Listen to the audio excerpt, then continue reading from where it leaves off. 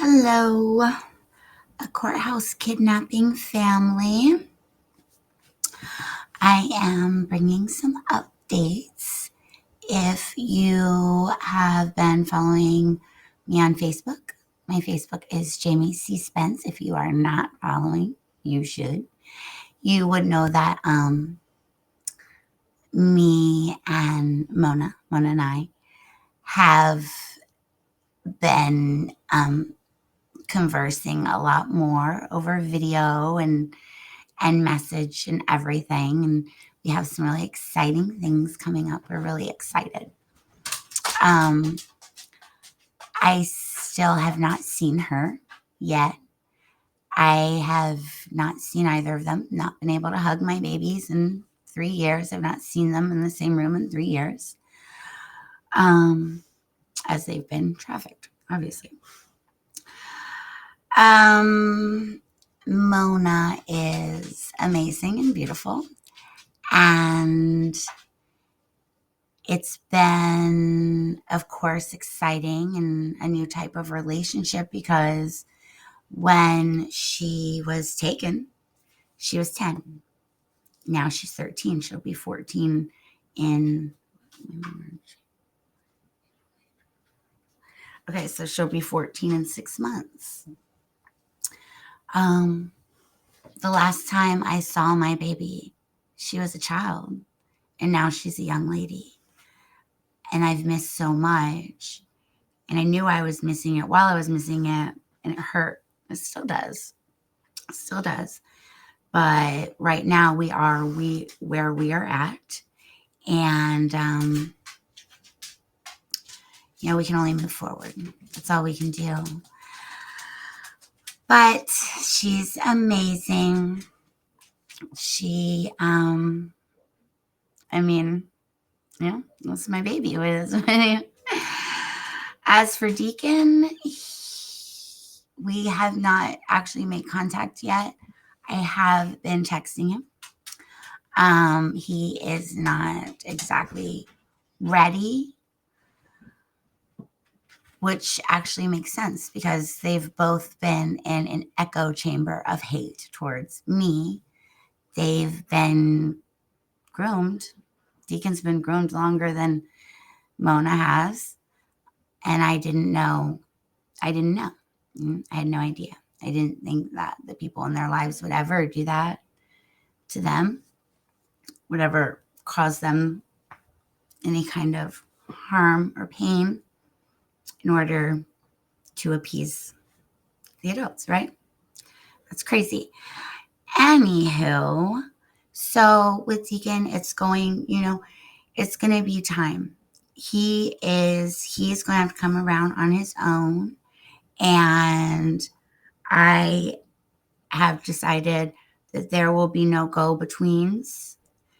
When he is ready, he can come to me. And the reason is because there are people around him that are still very much lying about me.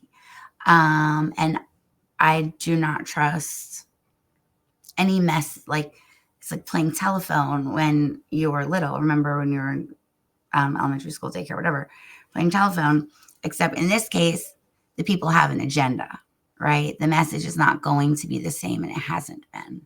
So I will allow my children to speak for themselves. Further, I'm not going to allow anyone, any adult in this situation to put any of this on my babies.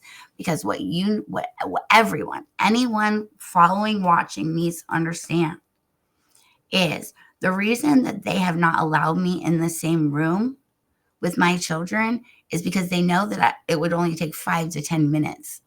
And this is why I referred to all of this as cult-like brainwashing in the previous videos, because in cults, a part of the whole thing is to isolate individuals from their families, adults. If adults can be brainwashed, you are not telling me that a child cannot be brainwashed through that same kind of isolation and fear and just an echo chamber of hate by a group of people who I have done nothing to, by the way. Just saying, let's throw that out there. But no, you're not. That's not going to happen. these adults are not going to put anything on my children as their children. You're not going to put your poor behavior or mistakes on my babies. I'm not going to let you do it. They've been through enough. None of this should have ever been on their plate. And now I'm going to go because I can hear people talking out there and it's distracting me. But I just kind of wanted to give everyone an update. My children have mouths, can speak for themselves, and they will, teaching them to avoid problems. All adults know that problems don't go away by ignoring them, right? We know that. Simply pretending that a rose doesn't have thorns is not going to save anyone from getting pricked. No, it will not. And I already knew that that was the direction that this was going to go. I already knew. I go look at the website right here, crosskidnapping.com. There is a part in the homepage where I say very specifically, watch.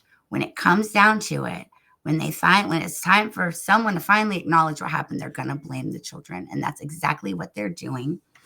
And the validity, what you need to understand is that the validity of their lies are solely reliant on the fact that they can manipulate my children into thinking that they had a choice, that my babies had a choice, that it was their option when it was not.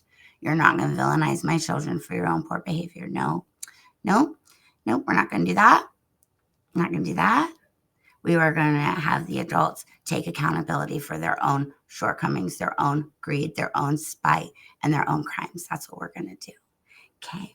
But it's a journey. We're one foot in front of the other, and that's exactly what we're going to do. I will continue to preach forgiveness and love, but I will also preach accountability, because obviously this can't keep happening. It's been 3 years.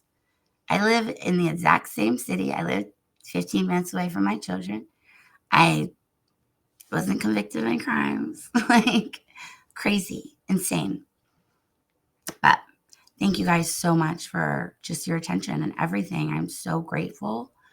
And I will not stop speaking until your children are safe from this happening to them, because this is not okay. And it is not in any way, shape, or form productive or conducive to a healthy state of our own community 20, 30 years from now. Okay. Thank you guys so much. Check out the website, buy some merch. That would be amazing. And once again, I will continue to keep speaking. I will never stop. You don't stop. You stand for your children. You stand for your children. If you can't stand for your children, don't make children. Right? Simple as that. Thank you guys so much. And you will see me in the next video on here. I'm sure there will be more.